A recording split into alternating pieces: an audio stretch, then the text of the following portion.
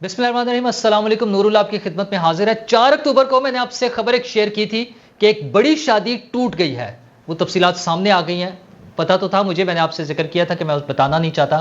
क्यों नहीं बताना चाहता था और अभी भी ज़्यादा डिटेल में हम नहीं जाएंगे, वजूहात क्या थी उसका सिर्फ आपसे जिक्र करूँगा। लेकिन आपको बताऊँ कि एक और शादी की तकरीब हुई है जिसमें वो मीर साहब की रूह से माजरत के साथ के फिरते हैं जनरल्स खार, कोई पूछता नहीं। वो था ना, फिरते हैं मीर खार, कोई पूछता नहीं। तो बड़े बड़े जनरल्स, बड़े बड़े जो जिनके नाम से लोग कांपते थे, डरते थे, वो बेचारों को कोई मुंह ही नहीं लगाता। टेबल से उठ के भाग जाते हैं लोग आके, वो टेबल पे बैठे। तो ये क्या कहानी है शादी की। और सिर्फ उन्हीं जनरल्स की बात नहीं, बाजवा साहब माफिया मांगते फिर रहे हैं। किन से माफिया मांग रहे हैं और क्या उन्हें माफी मिल जाएगी, ये भी कहानी है। लेकिन इन सब बातों से पहले आपको बताऊं कि क्रिकेट मैच है कल। जी हां, पाकिस्तान और इंडिया का कल क्रिकेट मैच है। बड़ा जबरदस्त मैच होगा। अच्छा, अल्लाह करे जबरदस्त ही हो। जबरदस्त मैच क्या होता है कि अच्छा खेले, पाकिस्तान अच्छा खेले।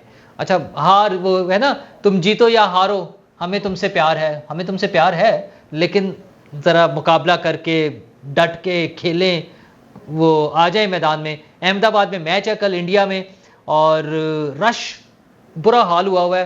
होटल्स के कमरे बुक हो गए हैं। लोगों ने अस्पतालों में कमरे बुक करा लिए हैं। हॉस्पिटल्स में वैसे भी सस्ते मिल जाते हैं वहाँ पर कमरे। और खैर पाकिस्तान में तो हॉस्पिटल्स में भी बड़े महंगे हैं। अगर कुछ प्राइवेट हॉस्पिटल्स का मैं नाम लूँ, अब तो मुझे नहीं मालूम, लेकिन मुझे याद है आज से कोई 5-6 साल पहले एक लाहौर के एक हॉस्पिटल का जिक्र हुआ कि वहाँ पे जो वीआईपी रूम है, वीवीआईपी रूम है, उसका 40,000 प्लस में एक रात का किराया था। और ये आज से मैं कोई 6-7 साल पहले की बात कर रहा हूँ। तो अब तक वो मेरा ख्याल है कोई प्रॉब्ली शायद डबल हो गया हो, 100,000 तक चला गया हो। बहरहाल वहाँ पर चूंकि हॉस्पिटल्स में कमरे सस्ते हैं, तो लोगों ने हॉस्पिटल्स में कमरे बुक करा लिए हैं कि हमने सुबह चेकअप करवाना है तो हमें रात को कमरा चाहिए, और मुख्तलिफ कहानियाँ बना के, बहाने बना के। तो हम सब की दुआएँ कौमी टीम के साथ हैं, ग्रीन शर्ट्स के साथ हैं। Wish you good luck green Pakistan team. और सिर्फ एक इसमें अफसोसनाक खबर इससे पहले वाली ये है, दुख वाली खबर है। वो ये है कि टीम के जाने से पहले की जो कहानी आ रही है वो ये है कि टीम ने जाने से पहले, इंडिया जाने से पहले बोर्ड को ब्लैकमेल किया और उन्होंने कहा जी हम नहीं जा रहे। और उनकी डिमांड ये थी कि पहले हमारे कॉन्ट्रैक्ट्स रिवाइज करके जो मंथली वो है हमारा, वो बढ़ा दें। अच्छा, वो बड़ी बातचीत हुई कि ठीक है आप वापस आते हैं तो कर देते हैं, ये करते हैं, वो करते हैं। जी कोई चक्कर ही नहीं है, हमने नहीं जाना। अब ये जो रिपोर्ट्स आ रही हैं, अच्छा अभी इसकी ज़ाहिर ऑफिशियल्स तो कोई कॉन्फर्मेशन नहीं दे रहे, लेकिन जो ज़राए से खबर आ रही है वो यही है कि इस तरह से गेम हुई और फिर बोर्ड की दौड़ने लगी रात को। और वो जो है ज़का अशरफ साहब पहुँचे भागम भाग, ये भागम भाग ही थे। वो तो शहबाज शरीफ साहब जब भागम भाग गए थे तो उन्होंने कह दिया था कि मैं तो जहाज़ पर गया हूँ। तो ज़का अशरफ साहब से भी अगर कोई पूछे तो हो सकता है वो कह दें कि मैं तो गाड़ी पर आया था, भागम भाग का मतलब। तो वो वहाँ पहुँचे। फिर एक और, बल्कि एक और क्या, जो रिपोर्ट हो रहा है मुबैना तौर पर वो इंज़मामुल हक साहब का नाम आता है कि उन्हें इन्वॉल्व किया गया कि टीम को मनाएं, किसी तरह उन्हें समझाएं कि वापसी पे कर ले। खैर उन्होंने दोनों तरफ का साथ देते हुए उन्होंने पैसे ही बढ़ाने को बेहतर समझा और खिलाड़ियों के पैसे बढ़ गए। एक कैटेगरी में जो लोग हैं, 3 खिलाड़ी हैं वैसे तो, उसमें सिर्फ उनके 80 लाख रुपए बहाना हो गया। और फिर बी, सी और डी तक जो है, डी में सबसे ज़्यादा थे तो उनके कोई 11 लाख प्लस में उनके भी हो गए। और यूँ फिर सब हंसी खुशी रहने लगे। अच्छा, इसी दौरान में एक मशवरा ये भी आया कि सर जो लोग नहीं मान रहे ना उनको फारिग करें, वो लिस्ट में जितने भी नाम है, ये जो फाइनल सिलेक्शन है इसको तब्दील कर दें, नई टीम बना लें। लेकिन वो ज़ाहिर है वो अच्छा नहीं लगता था। पूरी दुनिया के लिए एक अजीब सी खबर होनी थी, बदनामी वाली बात होनी थी। फिर वो मामला सेटल हो गया। और अगर ये ऐसे ही है जिस तरह खबर मिली है तो अफसोस की बात है। मतलब एक ऐसे मौके पर जब इवेंट सर पर है और रवानगी है टीम की, ऐसे मौके पर ये इस तरह की डीलिंग करना कोई मज़ेदार बात नहीं है। हाँ, खिलाड़ियों का हक है वो अपने पैसे बढ़ाने के लिए कोशिश करें, उसके लिए नेगोशिएट करें, उसके लिए खेलने से इनकार कर दें। जो समझता है कि उसको नहीं खेलना चाहिए इतने पैसों में, वो इनकार भी कर सकता है। खिलाड़ी बाहर भी तो जाते हैं दूसरे मुल्कों में खेलने और दूसरी लीग्स खेलने, ये सारी चीज़ें होती हैं तो वो कर सकते हैं। लेकिन ऐन मौके पर मज़ेदार बात नहीं है और अफसोस हुआ है सुन के अगर ऐसा ही है तो। लेकिन सारी चीज़ों के बावजूद मैं तो खिलाड़ी नहीं ना हूँ कौमी टीम का, तो मैं तो वो हरकत नहीं करूँगा। मैं फिर भी यही कहूँगा कि हमें तुमसे प्यार है, और wish you good luck team Pakistan. कल जो मैच है हम इंशाल्लाह जीतेंगे, अच्छा खेलेंगे, कम से कम यार इतना कर दें कि अच्छा खेले, मुकाबला हो अच्छा। ठीक है, उनके बड़े बड़े प्लेयर हैं, मशहूर हैं, तो हमारे प्लेयर भी कम नहीं है। छक्के चौके, विकेट्स, यॉर्कर्स, ये सारा कुछ होगा और उम्मीद है कल एक अच्छा मैच देखने को मिलेगा। लेकिन मैच तो बड़े बड़े पड़ जाते हैं, मैच तो शादी की तकरीब में भी पड़ जाते हैं। शादी की तकरीब, एक बड़ी शादी की तकरीब थी, जो नाम कोट हुआ है वो कर्नल राजा हैं। बच्चों की शादी जब होती है तो उनके हवाले से वहाँ पर बड़े अफसर आए हुए थे, और वो बड़े अफसर, साबका बड़े अफसर, जिनको किसी ने मुंह ही नहीं लगाया। वो मैंने जिस तरह शुरू में शेर सुनाया ना कि वो कहते हैं कि फिरते हैं मीर खार कोई पूछता नहीं, वो हमारे एक दोस्त हैं, मैं अक्सर उनके सामने, तो मुबशर मीर हैं कराची में, उनके सामने तो ये लाजमी पढ़ देता हूँ शेर। लेकिन यह है कि फिरते हैं जनरल्स खार और कोई पूछता नहीं। जनाब वहाँ पर थे जनरल फैज़ हमीद, वहाँ पे थे जनरल शुजा पाशा, वहाँ पे थे जनरल ज़हीरुल इस्लाम, ये सारे रिटायर्ड DGISI। आप सोचें क्या बला चीज़ होती है DGISI, मतलब वो बंदे उठा लेने, गायब कर देने। बाजवा साहब ने खुद माना था, जो रिपोर्ट हुआ, कि वो जो ना भोंडे तरीके से अगवा किया था, इसलिए हमने वापस करा दिया। अगर कोई अच्छे तरीके से करते तो शायद फारिग ही हो जाते ना। बंदे उठा लिए और पता नहीं क्या क्या कर दिया। ये सारा कुछ जो हो रहे थे, ये वो बड़े बड़े लोग थे। मीडिया को कैसे कंट्रोल कर रहे थे, पॉलिटिकल पार्टीज को कैसे ब्लैकमेल किया जाता था, पूरी हुकूमत कैसे तब्दील होती थी, प्राइम मिनिस्टर्स को कैसे कंट्रोल किया जाता था, पीरों के जरिए, अपनी पीरनी के जरिए, और पता नहीं क्या क्या सारा कुछ। ये तीनों साहिबान वहाँ शादी पर मौजूद थे और कोई उन्हें मुंह नहीं लगा रहा था। और इतलात के मुताबिक कि वो जिस टेबल पे जाके बैठे, वहाँ पे जो लोग पहले से बैठे थे, जब फैज़ साहब एक टेबल पे गए तो वो उठ के वहाँ से खिसक गए लोग। कोई उनसे बात करने को तैयार नहीं था। अच्छा, उसकी मल्टीपल रीजंस हो सकती हैं। एक तो पहली बात तो यह है कि जब वो एक फ़ौजी अफसर के बच्चों की शादी हो तो आप सोचें कि वहाँ पे ज़्यादातर तो फिर फ़ौजी अफसर ही होंगे ना। जब ये तीनों आए हुए हैं, इतने बड़े बड़े अफसर, तो बाकी मेहमान भी जो होंगे उनमें मेजॉरिटी मुमकिन तौर पे फ़ौजी अफसरान की ही होगी, रिटायर्ड हो या हाजिर सर्विस हो, जैसे भी हो। तो उनमें से कोई भी इन तीनों को मुंह लगाने को तैयार नहीं था। तो वो जो ख्याल है ना कि बड़ी नेटवर्किंग है और बड़ा मौजूदा सेटअप के खिलाफ हैं सारे और कुछ है, वहाँ पे तो कुछ नहीं नज़र आया। वहाँ पे तो ये नज़र आया कि ये तीनों आइसोलेटेड है, इन तीनों को कोई लिफ्ट नहीं करा रहा, ये तीनों बिल्कुल अलग थे, तन्हा थे। तो ये हालात हैं।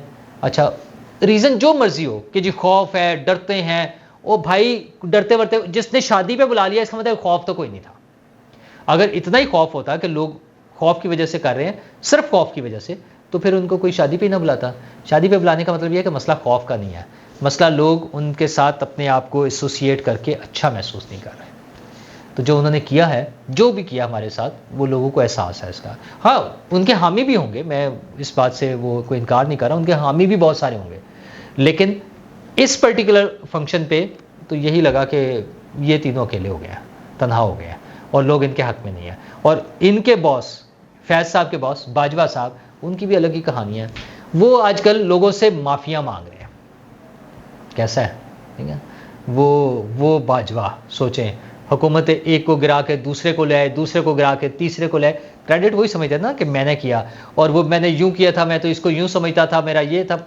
वो दो इंटरव्यू जो आए थे ना, एक जावेद चौधरी साहब वाला और एक वो मैतला साहब वाला, तो वो दोनों आप देख लें, बाजवा साहब के जो घमंड और जो कहानियाँ थी, तो अब वो माफ़िया मांगते फिरते हैं अपने पुराने जानने वालों से, दोस्तों से कि यार माफ़ कर दें, वो असल में ना मैं मजबूर था।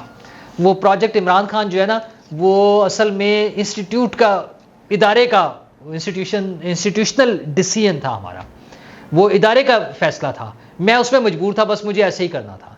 क्योंकि उन्होंने लोगों के साथ अच्छी नहीं की। वो बहुत जल्द, वो जब प्रोजेक्ट इमरान खान चल रहा था, उनको लेकर आना था और ले आए थे, तो वो अपने आप को फ़िरौन समझने लग गए थे। तो उन्होंने जो अपने जानने वालों, करीबी लोगों के साथ जो सलूक रवा रखा था, मतलब उनमें एक साहब जो है, उनके एक दोस्त के भाई जो एक बड़ी कंपनी के चेयरमैन भी थे, वो पाकिस्तान से फिर भाग गए थे उनके दौर में ना, और फिर जब वो उनकी छुट्टी हुई फिर वापस आए पाकिस्तान, तो उनके पास भी जाकर बड़ी देर बैठे रहे, बड़ी लेट नाइट तक जाके बैठे रहे कि यार सॉरी यार गलत हो गया था। वो असल में ना प्रेशर बड़ा था, बस इस वजह से, अब मेरी तरफ से कोई मसला नहीं था।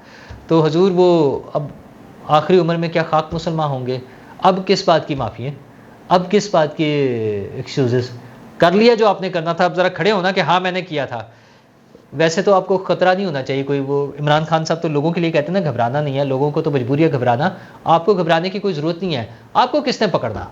मतलब आपने लूट-मार की है, आपने हर किस्म की करप्शन की, वो मॉरल थी, वो फाइनेंशियल थी, हर तरह की चीज़ें आपने कर ली हैं। वो नज़र आ रही हैं सामने चीज़ें कि वो जो आपके एसेट्स निकले वो भी कोई उस पे बात नहीं कर सका बाद में, ठीक है? ये सारा कुछ आपने कर लिया, ठीक है, शौक पूरा कर लिया, जो कुछ था, मुल्क का बेड़ा गर्क करना था कर लिया, तो आपको किसी ने पूछना थोड़ी है। आपका इकबाल बुलंद हो तो रहें ऐसी गए, ये माफ़ी-शाफ़ी माँग कर ना दिखाएँ लोगों को।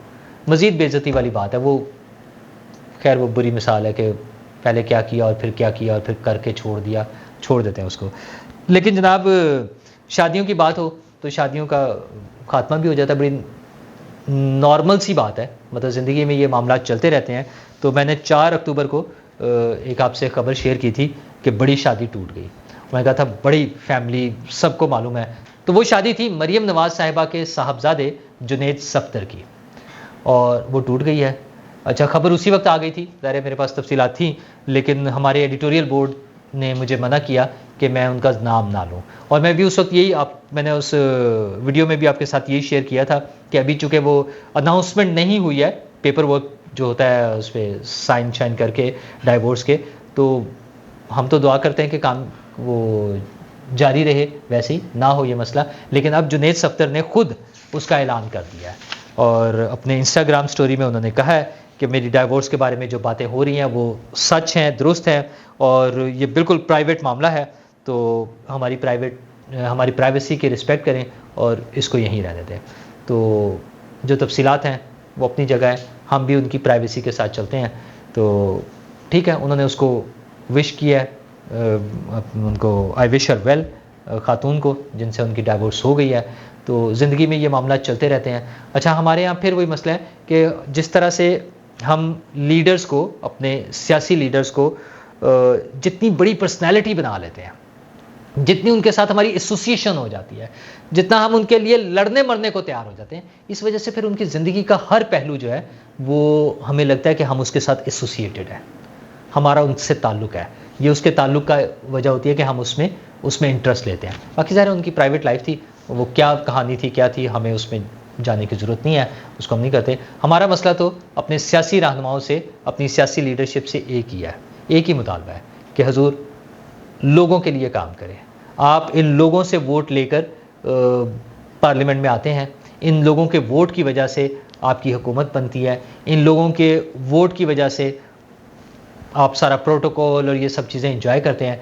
तो थोड़ा सा ख्याल इन लोगों का भी रख लिया करें। वो महंगाई के मामलात हों, वो तालीम के मामलात हों, वो सेहत के मामलात हों, वो पीने के साफ़ पानी के मामलात हों, वो ट्रांसपोर्ट के मामलात हों, वो यूटिलिटी बिल्स के मामलात हों, इन सारी चीज़ों के लिए हमारा मुतालबा ज़ाहिर है हुकूमत से ही होगा, सियासी जमातों से ही होगा, तो उन्हें चाहिए कि हमारा ख्याल करें। शुक्रिया।